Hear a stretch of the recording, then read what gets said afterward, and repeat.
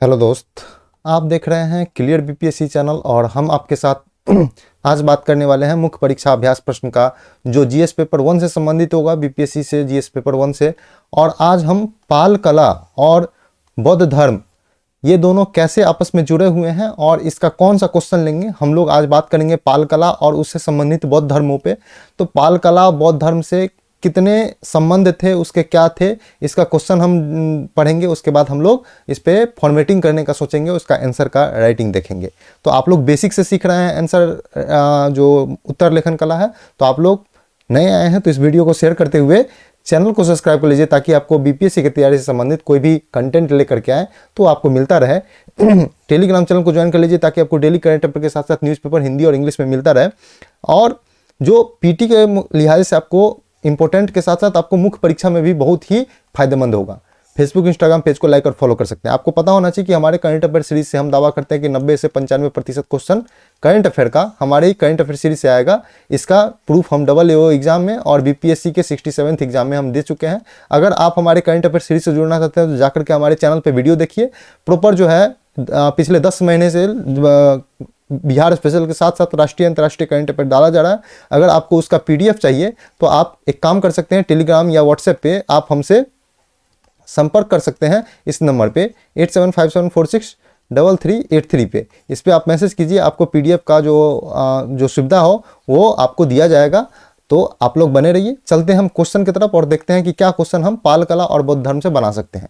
तो सबसे पहला बात देखते हैं कि पाल साम्राज्य, हम प्रश्न की बात करेंगे तो पाल साम्राज्य में बौद्ध धर्म और बौद्ध कला अंतिम महान चरण साक्षी रहा है। कहने का मतलब जो पाल साम्राज्य था तो पाल साम्राज्य जो है बौद्ध धर्म का और बौद्ध कला का अंतिम महान चरण था। इसके बाद भी चरण हुए हैं बौद्ध धर्म और बौद्ध कला का, लेकिन पाल साम्राज्य जो है अंतिम महान चरण था।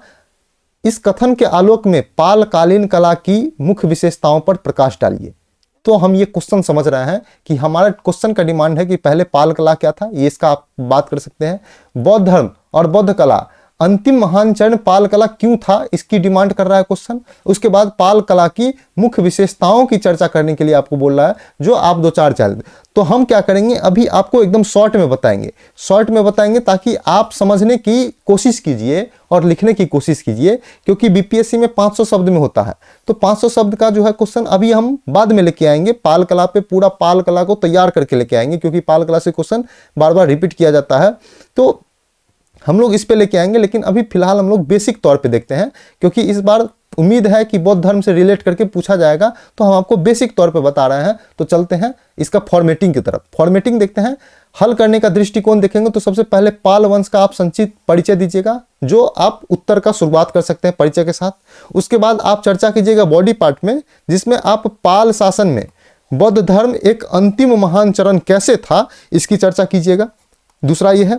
तीसरा है कि पाल कला की प्रमुख विशेषताओं की विवेचना कीजिएगा। और पांचवा में निष्कर्ष दे दीजिएगा, क्योंकि हिस्ट्री का क्वेश्चन है तो निष्कर्ष ज्यादा बड़ा नहीं होगा, 1 से 2 लाइन का निष्कर्ष होगा। आप निष्कर्ष को ज्यादा बड़ा करने की नहीं सोचिए, आप ज्यादा से ज्यादा बॉडी को बड़ा करने पर फोकस कीजिए। परिचय और निष्कर्ष उत्तर में इतिहास में ज्यादा बड़ा नहीं होना चाहिए, बड़ा होना चाहिए आपको विशेषता, और इसका बॉडी पार्ट जो होता है वो बीच का पार्ट ज्यादा बड़ा होना चाहिए। तो चलते हैं हम परिचय की तरफ, देखते हैं पाल कला का परिचय क्या है। क्वेश्चन को ध्यान में रखते हुए, पाल एक संस्कृत शब्द है जिसका अर्थ होता है रक्षक। ठीक है, पाल का अर्थ होगा। इसे सम्राट के नाम से साथ जोड़ा गया था। पाल को सम्राट के नाम से के साथ जोड़ा गया था, जिससे इस साम्राज्य को पाल नाम दिया गया। पाल साम्राज्य का स्थापना कौन किया था? गोपाल किया था, संभवतः 750 ईस्वी में। हमेशा लगभग संभवतः या लगभग का प्रयोग कीजिएगा, कहीं पर भी डाटा का उपयोग करते रहो, क्योंकि आगे पीछे हो तो आपका गलत होने की संभावना 99% ना हो। तो संभवतः या लगभग इसका कोशिश कीजिएगा जोड़ने का। अगर याद है, पूरा कंफर्मेशन है तो डायरेक्ट किस भी लिखिए, नहीं तो संभवतः आप लिख सकते हैं। हमारे हिसाब से अगर आप कंफर्म भी हैं तब पर भी संभवतः जोड़ दें। तो गोपाल ने संभवतः 750 ईस्वी में की थी। पाल वंश ने 8वीं सदी से 12वीं सदी तक भारत के पूर्वी भागों पर शासन किया था। तो भारत के पूर्वी भागों पर शासन किया था। पूर्वी भाग कौन कौन सा पूर्वी भाग था, इसका डिफिनेशन आप बॉडी पार्ट में लिखने की कोशिश कीजिएगा। तो चलते हैं मुख्य भाग की तरफ और देखते हैं इसका बॉडी का फॉर्मेशन कैसे किया जाएगा। हम जब आंसर राइटिंग का स्किल लेकर के आते हैं कि आर्ट लेकर के आते हैं कि कैसे उत्तर राइटिंग का शुरुआत करें। तो इसमें हम दिखाएंगे कि बॉडी पार्ट आप पैराग्राफ में लिख सकते हैं या पॉइंट में लिख सकते हैं, एक दो करके, या पैराग्राफ चेंज करके आप लिख सकते हैं। तो कैसे लिख सकते हैं, या आपको पाई चार्ट का उपयोग कैसे किया जाएगा, ठीक है। तो इस सब का उपयोग करने के लिए हम एक प्रॉपर वीडियो बना के लेके आएंगे, जो लंबा वीडियो होगा थोड़ा सा, इसके लिए भी तैयार रहिएगा, ये हम मेंस के लिए लेके आएंगे। तो चलते हैं इस क्वेश्चन के बॉडी पार्ट की तरफ। मुख्य भाग में है कि पाल कला, जिसे पाल सेन या पाल कला, पूर्व भारतीय कला भी कहा जाता है। पाल कला को वर्तमान के भारत के बिहार में, पश्चिम बंगाल राज्य में के साथ साथ बांग्लादेश में पाल कला विकसित हुई थी, इसकी कलात्मक शैली विकसित हुई थी। जब हम पूर्वी भारत की चर्चा किए थे संदर्भ में, यहाँ पे कुछ जवाब दे दिया है कि बिहार, पश्चिमी बंगाल और बांग्लादेश में इसकी चर्चा हुई थी। तो मुख्य भाग में इसको शुरुआत करेंगे, अब धीरे से आगे बढ़ेंगे। ये हम यहाँ पे भी जो है देख लिए कि पूर्वी भाग में विकसित हुआ था, तो कहाँ कहाँ विकसित हुआ था, इसे पूर्वी कला के नाम से जाना जाता है। तो यह बात देख लिए। अब हम लोग देखेंगे कि पाल कला बौद्ध धर्म का अंतिम महान चरण था। तो कैसे था, क्या कारण था जो इसे अंतिम महान चरण माना गया था। तो सबसे पहला बात देखते हैं कि इसमें पॉइंट बाय पॉइंट हम देखते हैं, बाकी आप पैराग्राफ चेंज करके भी लिख सकते हैं।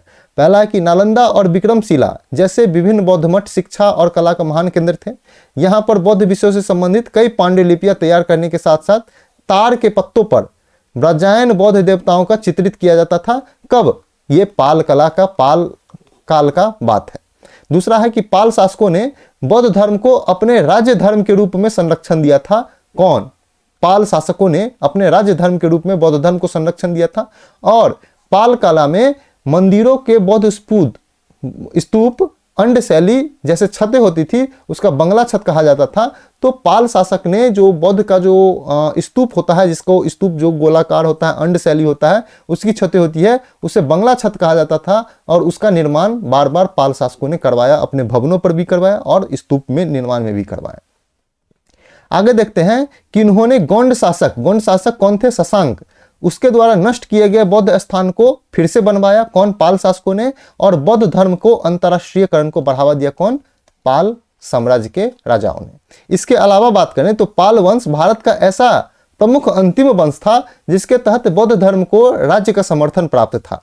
तो बौद्ध धर्म को राज्य का समर्थन तो बहुत सारे साम्राज्य के द्वारा, बहुत सारे राज्यों को, राजाओं के द्वारा दिया गया था। लेकिन जब अंतिम तौर पे अगर बात करें कि बौद्ध धर्म को अंतिम राज्य का समर्थन किस वंश से प्राप्त हुआ था, तो वो था पाल वंश ने बौद्ध धर्म को संरक्षण दिया, उसको संरक्षण दिया, तो समर्थन दिया, सभी चीज ने पाल वंश के साम्राज्य ने, पाल वंश का राजाओं ने, पाल साम्राज्य के राजाओं ने दिया था। तो ये भी है। ये हम बात आपको छोटा छोटा लिखा रहे हैं वन लाइन में, इसको फैलाने की कोशिश कीजिए, ठीक है। यहाँ पे हो सकता है तो पाल वंश के जो आपको गोपाल, धर्मपाल, जो भी नाम याद हो, आप राजा का भी उपयोग कीजिए, ठीक है। इसमें आप अंतिम बौद्ध धर्म के लिए कुछ कार्य किया है, उस कार्य का भी चर्चा कीजिए, तो इसको फैलाने की कोशिश कीजिए। अब आगे देखते हैं कि पाल वंश पतन के साथ ही भारत में बौद्ध धर्म का तेजी से पतन शुरुआत हो गया। तो कहने का मतलब है जब पाल वंश का पतन हो गया, पाल साम्राज्य खत्म होने की ओर जा रहा था, उसी टाइम बौद्ध साम्राज्य भी खत्म, बौद्ध धर्म भी खत्म होने जा रहा था। तो ये हम देखे थे कि अंतिम काल था। अब पाल कला की मुख्य विशेषताएं देखते हैं, जो भारत में पाल कला की मुख्य विशेषताएं क्या थी।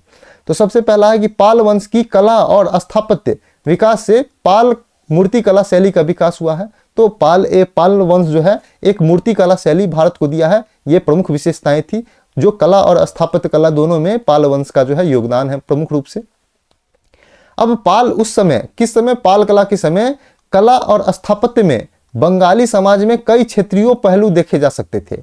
कई क्षेत्रीय पहलू ऐसे थे जो कला और स्थापत्य कला के तौर पे पाल साम्राज्य या पाल शासकों के द्वारा देखे जा सकते थे भारतीय कला और स्थापत्य कला पर। तो ये भी एक प्रमुख विशेषताएं हैं जो पाल वंश के द्वारा दिया गया है। आगे देखते हैं कि पाल वंश की कला और स्थापत्य में टेराकोटा कला, मूर्ति कला, चित्रकला को महत्व दिया जाता है। ये तीनों पाल काल में जो है फेमस हुआ करता था।